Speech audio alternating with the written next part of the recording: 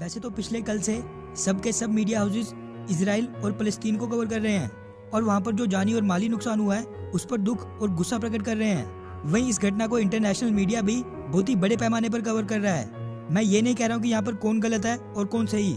जो भी लोग इस घटना में हताहत हुए हैं, फिर चाहे वो फलस्तीन की तरफ से या फिर इजराइल की तरफ से, दोनों ही बहुत ही गलत और निंदनीय है। लेकिन एक चीज देखकर मेरे को बहुत ही हैरानी हो रही है कि जितनी कवरेज और हाइप इस इंसिडेंट को लेकर बनाई जा रही है, उतनी 2 दिन पहले अफगानिस्तान में एक गर्ल्स स्कूल के बाहर तालिबानियों द्वारा किए गए बम हमले के बारे में नहीं बनाई गई।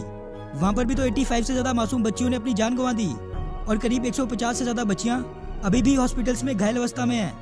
क्या उसके बारे में कोई आवाज नहीं उठाएगा? क्या उस तालिबानी हमले में मारे जाने वाली और घायल बच्चियों की जान इजराइल और फलस्तीन कॉन्फ्लिक्ट में मारे जाने वाले लोगों की जानों से सस्ती है? आखिरकार ये दोगलापन क्यों? खैर, इन सब की हिपोक्रेसी ये चलती रहेगी। हम मेन टॉपिक की बात करते हैं। जैसा कि हम सबको पता है कि बस भारत ही नहीं, लैटिन अमेरिका से लेकर अफ्रीका और कई यूरोपियन देश कोविड-19 वैक्सीन की कमी से जूझ रहे हैं। डेली कई लोग मारे जा रहे हैं, लेकिन फिर भी कोविड-19 की वैक्सीन के ऊपर से पेटेंट प्रोटेक्शन को कुछ समय तक हटाने वाले भारत और साउथ अफ्रीका के ट्रिप्स वेवर को जर्मनी, जापान, यूके, कनाडा समेत कुछ यूरोपियन देशों ने अभी भी ब्लॉक करके रखा है। लेकिन मैंने पहले भी कहा था कि अमेरिका, रशिया और फ्रांस के समर्थन के बाद बाकी के देश जो ट्रिप्स वेवर का विरोध कर रहे हैं, वो सब भी इंटरनेशनल प्रेशर में झुककर आखिरकार मान ही जाएंगे। और जो जर्मनी इस वेवर में आज की डेट में रोड़ा बना हुआ है, वो भी इसको अप्रूवल दे देगा।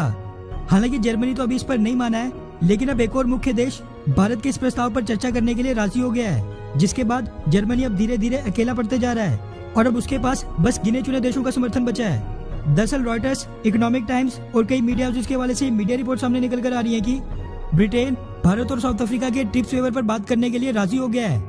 रॉयटर्स की रिपोर्ट के मुताबिक ब्रिटिश गवर्नमेंट के स्पोक्स पर्सन ने बताया कि हम अमेरिका और बाकी के WTO मेंबर्स के साथ ट्रिप्स वेवर पर रचनात्मक तरीके से बातचीत करने को तैयार हैं। लेकिन अभी हमें सबसे पहले वैक्सीन प्रोडक्शन को बढ़ाने और पूरी दुनिया में उसकी डिस्ट्रीब्यूशन पर काम करना होगा। ब्रिटिश गवर्नमेंट के स्पोक्स पर्सन ने आगे कहा कि WTO में ट्रिप्स वेवर पर नेगोशिएशंस बहुत ही लंबा प्रोसेस होगा, क्योंकि इसके लिए सभी देशों का समर्थन चाहिए होगा। हम इस पर रचनात्मक तरीके से बातचीत जारी रखेंगे, लेकिन अभी इस पर एक्शन जरूरी है, जिसमें वॉलंटरी लाइसेंसिंग एग्रीमेंट शामिल हैं। रॉयटर्स की रिपोर्ट के मुताबिक ब्रिटिश गवर्नमेंट के स्टैंड में बदलाव के पीछे का कारण ब्रिटेन के चैरिटीज ग्रुप का सरकार पर प्रेशर है, जिसकी वजह से ब्रिटिश सरकार ने अपना स्टैंड बदला है।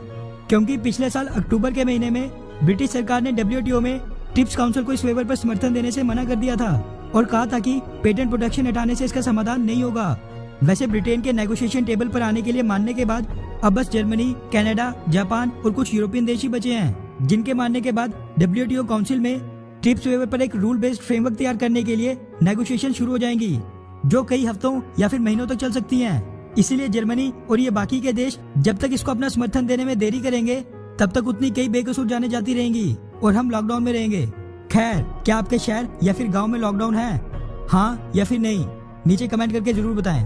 अच्छा सुनो, चैनल को सब्सक्राइब करो, उसके बाद घंटी बजा देना ताकि अगली वीडियो आपसे मिस ना हो पाए। Thank you.